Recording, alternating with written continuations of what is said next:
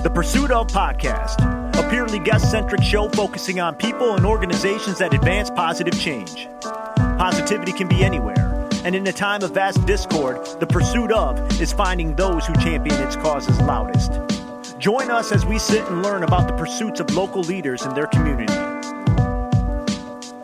Let's go. Hello, good people, and welcome to the Pursuit of Podcast, where it's truly not us, it's you. I'm Ryan Buck, Artist Development, New Leonard Media. With me, as always, is the boss, Mark Wilson, President, New Leonard Media. How are you? I'm doing great, Ryan. Today I rode in a carpool with some great people. That is enough of that about us. Our guest today is Sakura Takano, Chief Executive Officer at Rotary Charities of Traverse City. How are you? I'm very good. Thanks for having me. Thank you for being here. This is very exciting. In putting this together and knowing that we were going to talk to somebody with Rotary, which is kind of a ubiquitous name. I think a lot of people know what Rotary Charities are, but maybe a lot of people don't. Maybe that's a misnomer. So quite simply, if somebody just says, what does Rotary Charities do? What's the easy or complicated answer? Ooh, the easy and complicated answer. You probably know the word Rotary because in most towns in the United States, there's a Rotary Club, right? So you think about entering a club, you see the little Rotary wheel next to the Lions Club wheel, next to the Kiwanis wheel, and essentially it's a civic engagement and community service club. Now, our region has a special Rotary Club because back in the 20s and 30s, those Rotarians believed that part of their service mission was to make outdoor recreation available for young kids. So they bought a bunch of land and leased out those sites to like Boy Scouts and Girl Scouts and 4-H and other youth-oriented clubs and, let them have that space for recreation. In the mid-70s, one of those sites happens to also be the host for the Niagaran Shelf, which is a large geologic mass with oil and gas reserves underneath it. So those... They struck oil. Yeah, pretty much.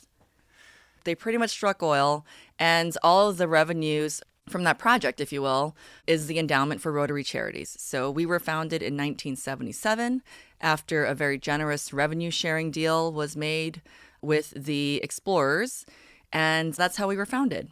Wow. So I get to, be part of this legacy and hopefully do good work for the community through our funds. That's incredible. Is it a good thing to strike oil? I mean, you don't have to say numbers or anything, but is that something that people should look to do if they can? I mean, I don't know. If you've got like a pickaxe and shovel, I think you can do that, but it's definitely worked well for Rotary Charities. It's worked out well. It's one of those things where we have to acknowledge our history and where we came from so that we can fully appreciate the gifts that are in front of us, right, and how we can make that go forward, right? Well, that's interesting. How much of the history today is imbued in the culture of Rotary? Is it something that's talked about with new hires, or what role does that play for you today? Yeah, that's a great question. So we think of ourselves as a conduit to help good people and good nonprofits and municipalities and people who want to see a better community here help their work move forward.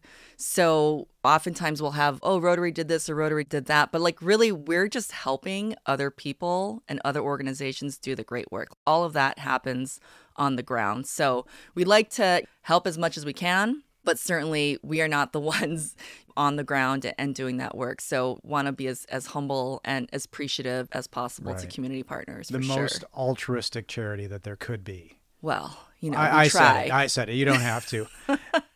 Do you ever put yourself into the place of what it would be like running Rotary when it was founded in the 20s? Do you ever think about that? Post-World War I, well, you've got the 19th Amendment ratified, giving women the right to vote. Do you ever think about that? Well, fun fact was that women weren't allowed into Rotary clubs until the 80s.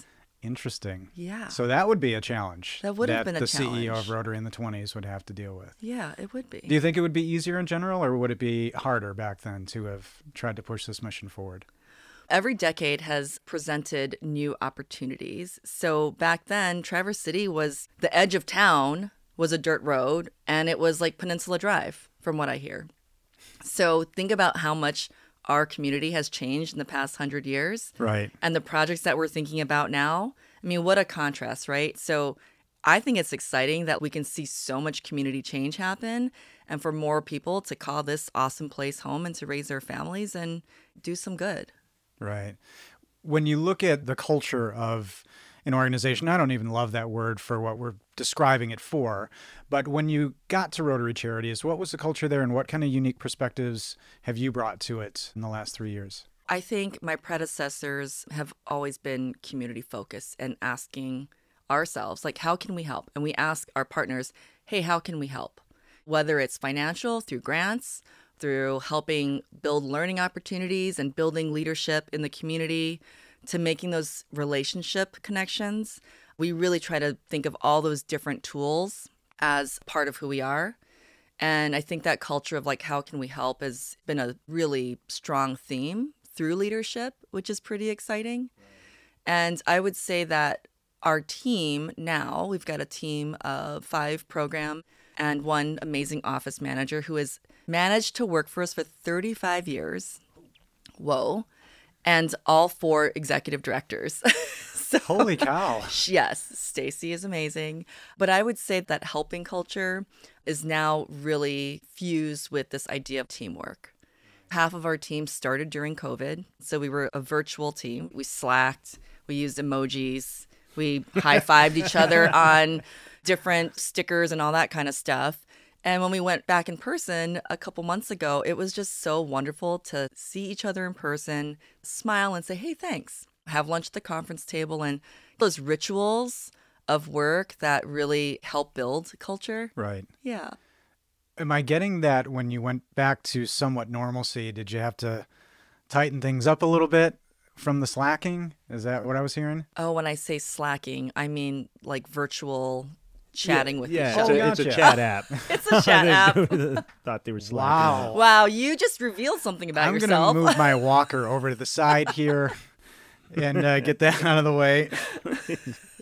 Hopefully this is entertaining to listen to. Weren't we talking about TikTok songs earlier? Yeah. That I know what I that would is. never throw my team under the bus and say that they were slacking, by the way. I guess that's a good So you point. get reined into So you had a slacking, bunch right? of slackers. That is a good point. You have, I could tell you have more decorum than that. But you mentioned staff. What other human power does it take to make this mission move forward? Whether it's volunteers, how does that work?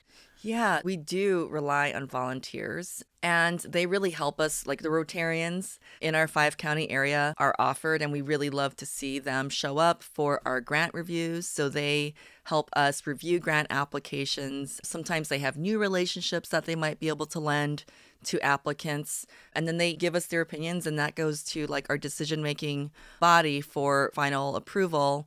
But another big piece of what it takes to run our little like neck of the woods is really good communications, because we want to make sure that as many organizations, people who are on boards and people who are engaged in community know that we're around in a variety of ways to help with resources, whether it's, like I said, learning, maybe connecting them to some webinars around board development or organizational development, all kinds of learning opportunities. It's like, okay, we can help connect you more directly to that.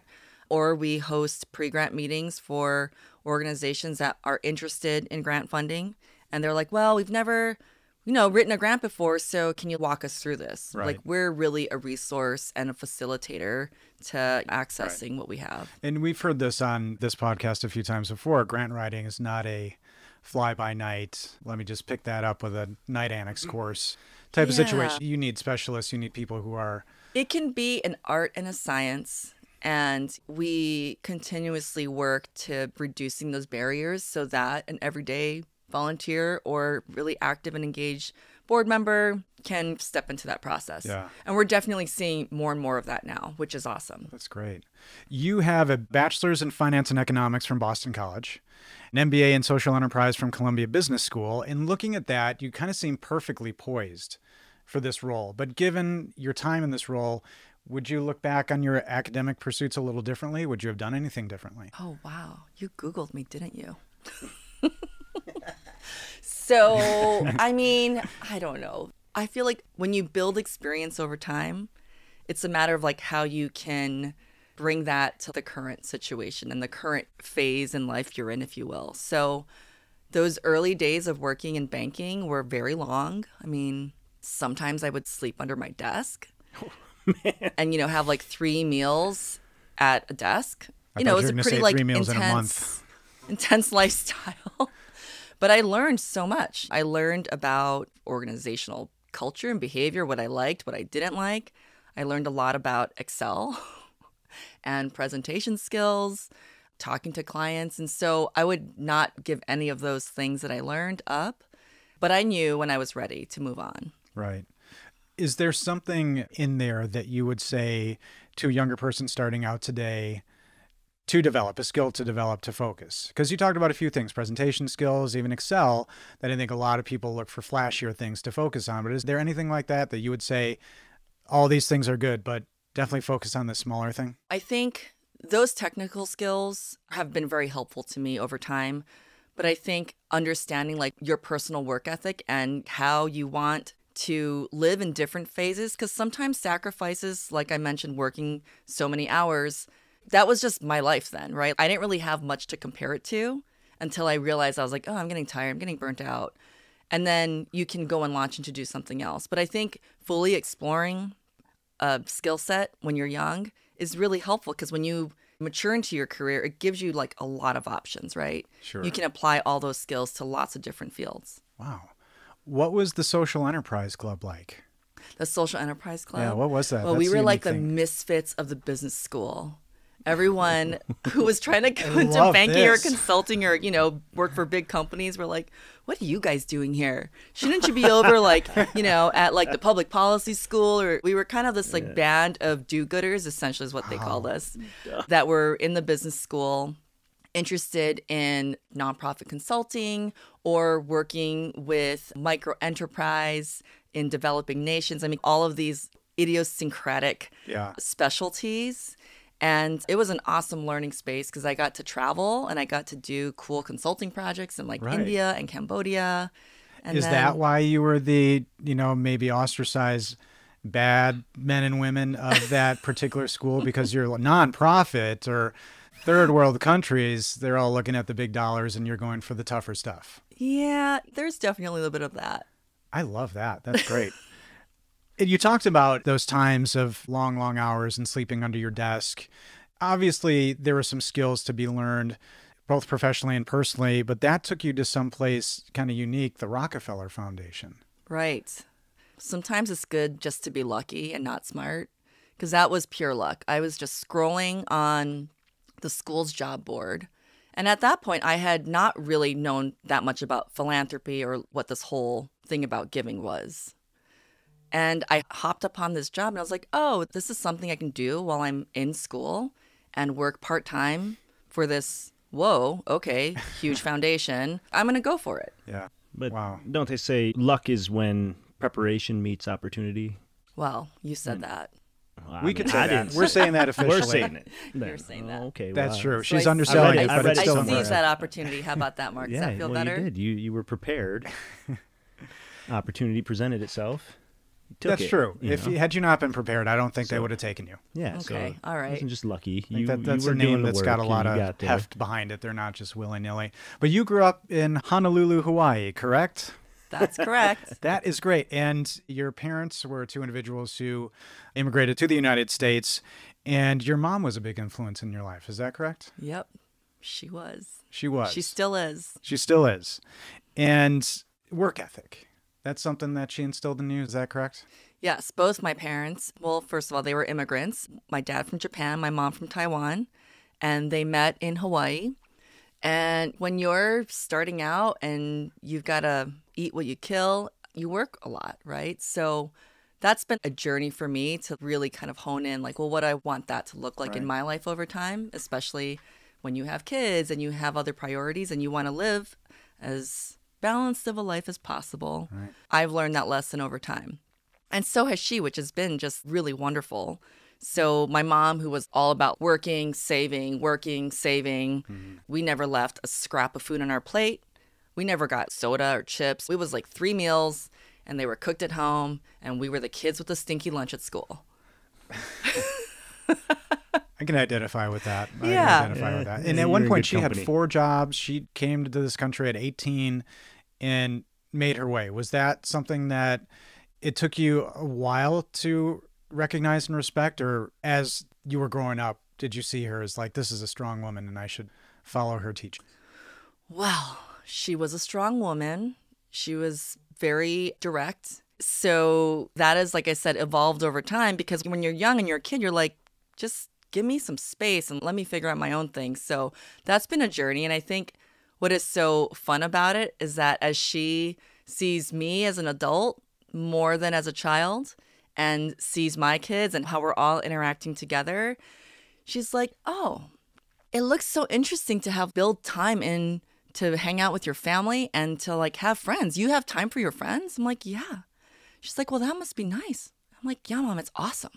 So novel like, concept to her. Yeah, it's a novel concept, but she's observing it and she's learning from it and she's taking on new hobbies. And it's really cool to see her kind of like let go a little bit and enjoy life, which is pretty special. Well, that sounds a little full circle. She's taken some guidance from you. I don't know if she'll agree to that. She would. But you could have said, well, you'll also notice I have time for you as well. Oh, hey, I'm going to use that next time. Yeah.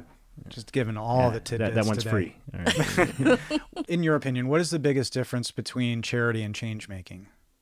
Oof, huge difference. Our name has been around since our inception, but I have been thinking about that. Like, there is a huge difference between charity, which kind of implies a sense of power, right? Being charitable is one spot, giving to another. And I think change making is a much more community and like holistic view of how communities change. Communities change and shift because the people who live there have more voice and more power to do so, and they have the avenues to access that change, which is really special. And we hope to do more and more in that vein and support more of that community-led action. Wow. Have you been posed that question before? No, but I've been thinking That was about a really it. good. You did start by saying that. I'll write it down. In a 2021 Council of Michigan Foundations article, there's a question posed, which I thought was kind of interesting. Quote, why are we not making more progress on our toughest problems? Is that constantly a pertinent question, or is that a question that's just kind of spinning wheels? Is it too big a question? Well, I think when we look at problems as outside of our world and outside of our immediate lives, then it can spin forever. But I think the important part is people have to feel a sense of community and a sense of belonging so that they want to take action for change. Right. Creating conditions for change is so important. And that gets to like the very beginning, right? Sense of belonging that feels so luxurious, but it's not. Food, shelter, housing, those are necessities, but a sense of belonging is also a necessity. So if we can get more people to feel like they belong, the more they're going to participate. Right. I don't think I've ever heard that framed in those terms, but as you say it, it resonates very significantly as a necessity or need to belong, which is amazing. Also in that article, you talk about, in your industry specifically, focusing on things you can change. And for you, as the CEO of this organization, can you speak to that? Because I feel like that must be hard, because inherently in what you do, you just said you are here to help everybody. So how do you figure out how you can control what you can change? Yeah, that's a great question. So that's kind of like the change maker part, right? Helping communities develop the capacity in people so that it's not one person or one organization or one institution carrying the load for everyone. It's important that you can see yourself in the work. And that's the whole, like, what's the idiom about the tide and the ships?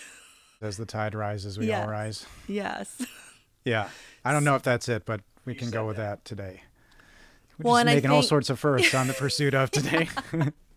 But yeah, the idea is lifting together. Right. And I think that it's hard to do. That's a very aspirational goal to have. And in my world of philanthropy, a lot of foundations and funders are thinking about this very question.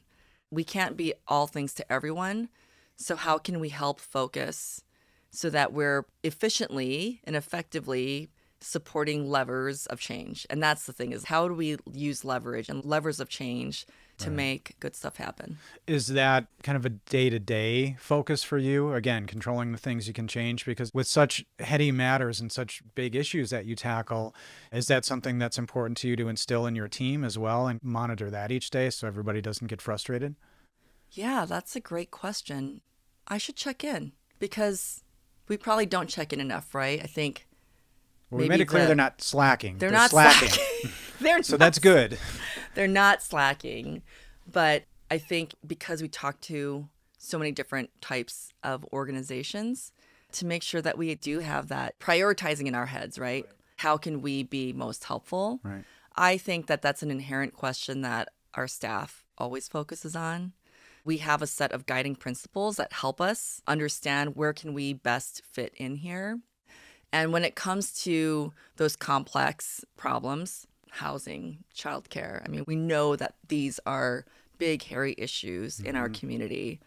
It would be foolish for us to think that we're going to solve either of those problems, but we know who key players can be to help amplify, not just talking about the problem, but like, let's talk about solutions. How can we get small groups together to build on a set of solutions to kind of like chip away at this thing, right? Right. And at different levels too. So we've got people who are policy wonks, who are like helping to craft good policy to help rural communities in these issue areas. We've got community activists that are asking friends and family, hey, do you want to open a daycare? Or like, what would it take Right. to get you to open a daycare?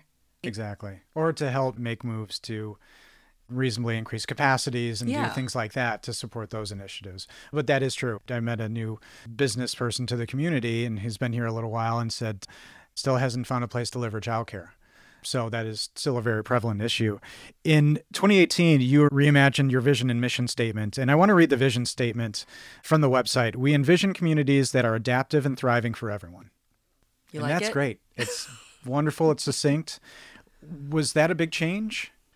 We continue to learn, but we have learned a lot from our pandemic time, right? And we want thriving and resilient communities as well, which is part of our old mission statement. But one of the things that floated to the top that we saw across the board was the ability and willingness to be adaptive helps us create newer and better conditions.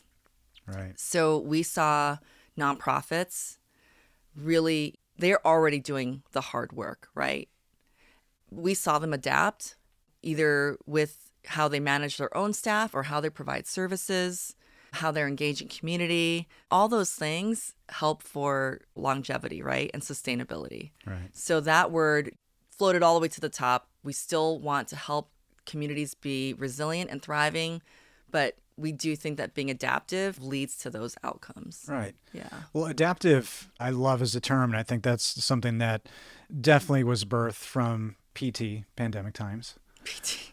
But when you think about another word that I think is not necessarily synonymous, but innovation. Is innovation inherent in change making, or is it hard sometimes to innovate within the scope of what you're doing? It is very hard because when you're already riding the bike and you're also cleaning the bike and making sure none of the bike parts are falling off, and then to have to think about, well, what would a new bike look like? That's kind of what folks in the nonprofit sector have to, they're already going on all cylinders, right? So I think innovation can be challenging, but I think one glimmer of hope for me is that if we can help create the space for people to dream and to think for a different day instead of maintaining the current day, how awesome could things be, right? Yeah. I'm not going to say we have created that yet, but that's definitely intention that I have to help make some of that space so that people can dream for future. Right. From their website, your impact areas are listed as community assets, systems change, and leadership for change. What I think is really definitely all-encompassing based on our conversation so far. But if I can get a little more granular for something that you do that I thought was interesting and worth discussion, what is meant by focusing on the inclusion of neurodiverse people in the workforce, and how can Traverse City benefit from that focus? Yeah. One of the things that we have is a leadership learning lab, and it's bringing leaders from most of the nonprofit sector, but we also have governmental and sometimes for-profit leaders who come together in a year-long cohort program. And what the goal is to, first of all, create community, right? Cross-competent communities of leaders who are growing up into these new responsibilities and roles together. And it's not about one form of leadership training. This is really focused on helping people understand their leadership styles and how that interacts with the people that they work with in community, and how it's all dynamic. There's not like one perfect leader. Some There people are may disagree. many kinds of leaders with many styles. And really what we focus on is how do you essentially, understand how to engage with lots of different kinds of people. Sure. Because that's a more sustainable model, probably. But that's Absolutely. our hypothesis. We don't really know, but we hope. Right. Well, it doesn't sound like a terrible thing. Hopefully nobody listening disagrees. Looking at how large Rotary Charities are, it's a worldwide organization, correct? Actually, we're 5-county, but Rotary not International. this one, but Rotary International. Yes. So tied to, how influenced are you by national events? And if so, how do you bring that into the fold for Rotary Charities here in Traverse City? Yeah, you ask good questions. Thanks. We try. So I'm a second-generation Rotarian. My dad was a Rotarian. He had this cool white hat with the Rotary wheel embroidered on the front. And I had no idea what it was. So how serendipitous that it's such a big part of my life. That's an image from your father who I understand, and I'm sorry to hear that you lost early in life. That's an image that was associated with in him? my head. Wow. Yes, absolutely. You never know when things come back around, but when I came to this community 10 years ago, I was invited to a Rotary Club meeting. I'm like, oh, this is so familiar. Why do I know this? And then it just popped into my head. And so I knew that this was going to be part of my life. And I was able to attend a Rotary District Conference, which is kind of like a regional group of Rotarians. And what I loved so much about that was that common thread of we want to help community and do that through community service and fellowship. So when I think about those values, I'm like, who doesn't want that? Who doesn't want to be part of community? Who doesn't want to have fellowship? It really frees me in a way to feel secure that those are values that I can carry forward with me wherever I go. And, when we think about how do national level issues like racial justice translate to our region, it oftentimes is just so puzzling, right? Because we see our community and the demographics speak for themselves that it's a fairly homogenous community by race. But what does that really mean? Because we all have our story. We all either grew up on one side of the track or the other. So there is some shared experience that I think we really have undervalued or not yet had the bravery to bring forward. Right. Is it hard to communicate a new concept, or if you want to bring something in, what's the key to delivering it to your team, to your organization, and getting everybody on board with you? We talk. We share ideas. We come to the table with openness. I mean, that is, I think, one of the greatest things about our current team is if we need extra help, we're like, hey, I need a hand here. Or, oh, I came across this idea in community. What do you guys think about it? I think creating that culture of openness is so important because people can ask for help and people are very willing to give help. Right. I want to present a hypothetical to you, and you're not held to this at all, but I think it may be an interesting discourse. If for some reason, all things being equal, it came down and you were told you need to just focus on one thing, one issue, for whatever reason, what would that be? One issue. All the oil's gone now and we just have the resources for one thing that we can move forward on. Would that be an easy answer for you to come up with on behalf of Rotary?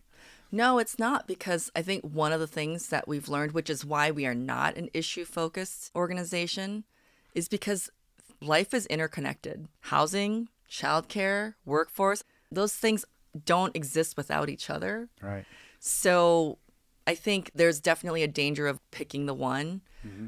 If I really, really had to pick, oh man. Would equity be at the top in all forms?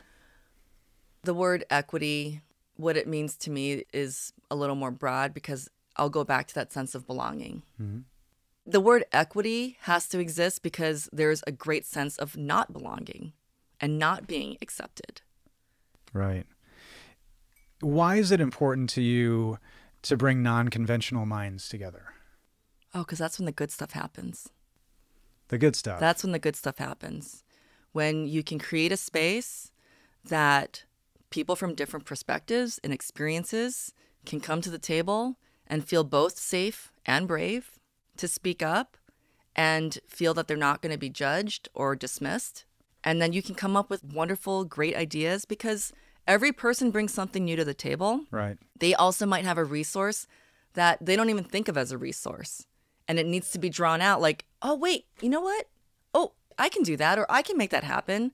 But if you're not part of the discussion, if you're not asked about it, it's really hard to uncover those hidden resources. Right. Yeah. Yeah. I mean, a lot of leaders don't consider themselves leaders and they don't think of themselves in that manner. But then if you sit and talk with somebody, you start pulling that out of them, you realize all the interconnectivity and the knowledge that they hold. Exactly. From the Fulfillment podcast, there was a great story that you told about you were slinging Wall Street bonds from a desk in New York and you've traveled internationally. I'm sure those things are called upon in your day-to-day role now, which I'm sure you appreciate. But you talk about getting to a point where you became disconnected, either with or from work. What are the keys to recognizing that for anybody who may be facing the same thing? Maybe not necessarily at your level, but just are there signs, and should you always act on that? That's a great question. So if I went back to my earlier self and think back, what were those signs? I think one good quick check is when you look at the people around you and what they value in their life. It's often related to the culture of the organization, right? It attracts similar types of people who want to do similar things. So when I did that, I was like, no, I don't think I want to do those things. Battle it out in a big city over private school applications and that whole kind of gamut of life, the golden handcuffs, if you will. And it just wasn't for me. But, I have a number of friends who have corporate lives and it's busy and it's different. And that's great too. Yeah. Later in your life and career, your mom said something pretty important to you, which is, I just want you to be happy.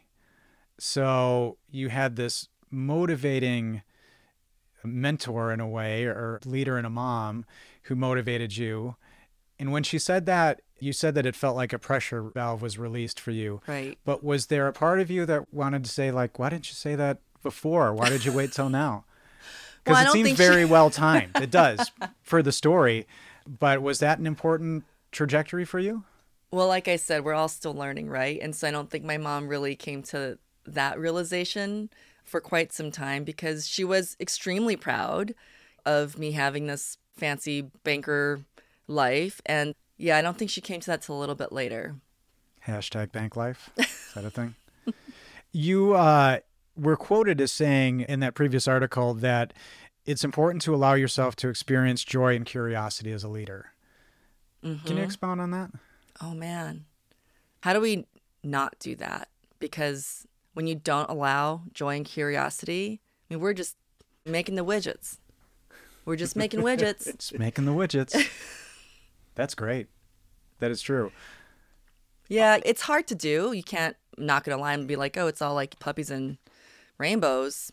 But I think if you can create time, whether it's just a moment of appreciation for the spring bloom or whatever it is, I think we have to get out of our everyday selves to like really bring our best to the table. Absolutely. You said, and I wonder if this is still true, that the hardest thing you've ever done, and I've lived here so I can empathize, but was being in San Francisco with a newborn. Is that still true? Mm-hmm. Hardest thing you've ever done? You read all the baby books of, oh, your baby's a peanut and your baby's a marshmallow and your baby's a pineapple. I did not read a single book about what you do after your baby comes home. So it was a lot of trial by fire. And because my mom was so work oriented, when she came to visit when my daughter was born and she was watching me change diapers and burp and do all the things that basically happen on like a 2 or 3 hour cycle with a newborn, she just looked at me and she goes, wow, that looks so hard. I was like, yeah, it is hard. Yeah. And then she like walked away to go watch television. In the way only a mom in that moment can do it. Like, I that looks real hard, Pat. We forget quick as the kids get old, and then you go back and you see somebody else. And I'm like, oh, yeah. Yeah. Because I've had baby fever before. And then another friend has a child and like, oh. That's what that was like. Yeah, I remember. You have a great quote, and I've quoted you to yourself a few times. It's another accolade for you. You're very quotable. And I like this one a lot. A quote, keep the window to the world open because creating that space is necessary to facing the tough challenges in front of us. Is that I said that? You did. Wow, okay. People don't get to see that she just sat up a little straighter. I'm really enjoying that. We're going to do that again. Keep the window to the world open because creating that space is necessary to facing the tough challenges in front of us. And I feel that it's similar to your philosophy on allowing yourself as a leader to experience joy and curiosity. But what does it mean to keep the window to the world open? I think people can rack up accomplishments over a lifetime, right? And oftentimes when we're done with the career or when we're passed on, people want to talk about all the great things that you did. But those are kind of, finite items, right? What is really like the value of a human life? Accomplishments are wonderful, but we are also all humans. And whether or not you have 1 or 10 or none or 1,000, we're still all humans. So I think that really, for me, speaks to let's remember that we are humans and that there are a lot of us. And we're better in community and together than like keeping our heads down and just focusing on our own stuff. Right. Wow. Wasn't prepared for that as an answer. Show's over. Yeah, I mean, we can literally drop the mic at this point in time. And finally, maybe my most hard-hitting question, the most hard-hitting question we have for you is, are you still really amazing at Windexing the bottom 2 feet of a window? Well, ask Mark, because I Windexed my car windows today because I had puppy nose prints all over them and we had to carpool to an event. Did the windows look clean? Man, it was clean. See, he didn't notice. I got in one of those cars where like, yeah, it's messy. I got to get it detailed. I got in. I was like, well, she's never riding with me. She's never in my Everybody's harder on themselves a little bit, I think. So that was a skill that was developed from your time at a resort under your mom's tutelage, and I think that's great. Right, at the unofficial Maki's swimwear store daycare. Amazing. The resort daycare. And so the windows at Rotary Charities, do you have an unreasonable expectation for cleanliness at this point, or? Ooh, that's a great question. The folks at Grand Traverse Commons take care of us. Oh, that's yeah. amazing. The windows are always clean. That's amazing. Is there anything else that you'd like to share with our listeners at all as it relates to yourself or Rotary? Oh man, check our website out. Yeah, we're going to go there.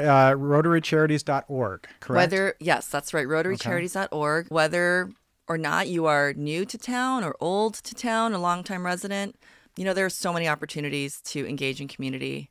And it's a good place to get started, to look for resources, and get engaged. Is that the place that anybody can support or even donate?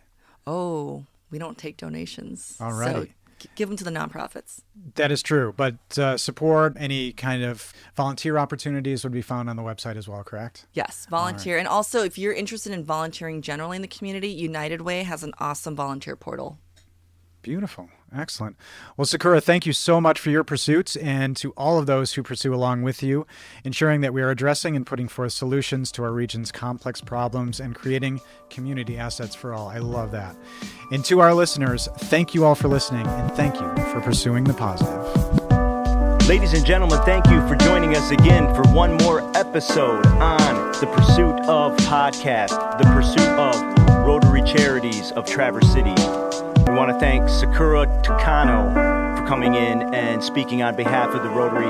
And for more information and to get involved, visit RotaryCharities.org. Find out about funding opportunities, learning experiences, and overall community connection. And as always, for all things audio and video podcasting, check us out at newleonard.com.